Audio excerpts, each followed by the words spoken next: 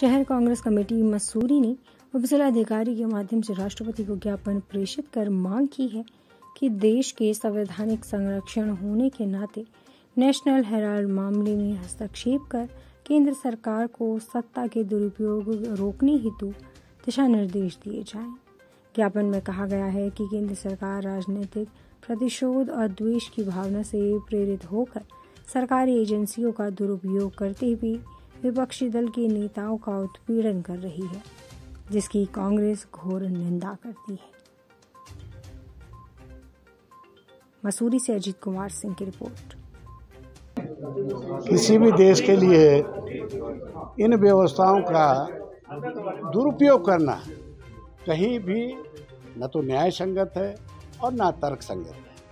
आज पूरी दुनिया इस कृत्य को निंदनीय कृत्य इसलिए बता रही है कि जब नेशनल हेराल्ड का और यंग इंडिया का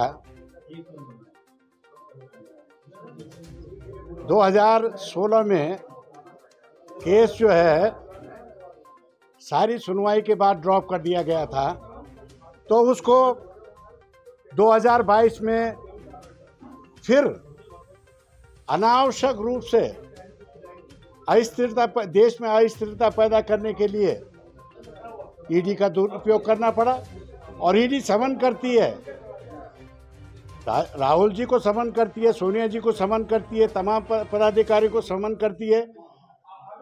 ठीक है, अगर उसकी न्याय की परिधि में ये आते हैं तो निश्चित है उस पर उसकी कार्रवाई होनी चाहिए।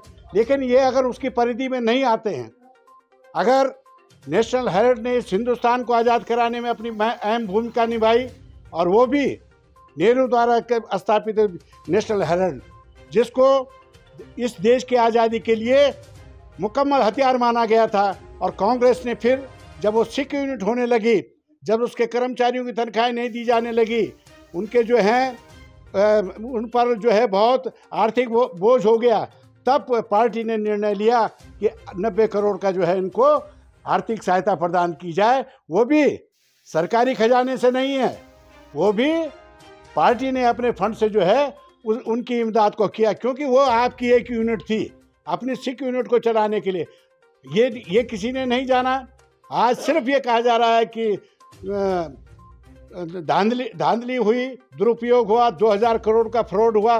मुझे बड़ा दुख होता है इस देश के अंदर आज वर्तमान में जो है प्रधानमंत्री जी भी यही नहीं समझ रहे हैं कि क्या एक पेन स्ट्रोक में इस देश की तमाम एजेंसियां भगवाकरण के अधीन आ जाएंगी। क्या इन एजेंसियों को सरकार चला रही है, और सरकार खाली अगर बीजेपी की है और रेस्ट ऑफ द देश बीजेपी के जो कोई मतलब नहीं है, चंद नेताओं से मतलब है, चंद पूंजीपतियों से मतलब है, तो आज इसका ईंट से ईंट और पत्थर से पत्थर का जवाब कांग्रेस और देश के आम जन देने को तैयार बैठा है। इसको लोग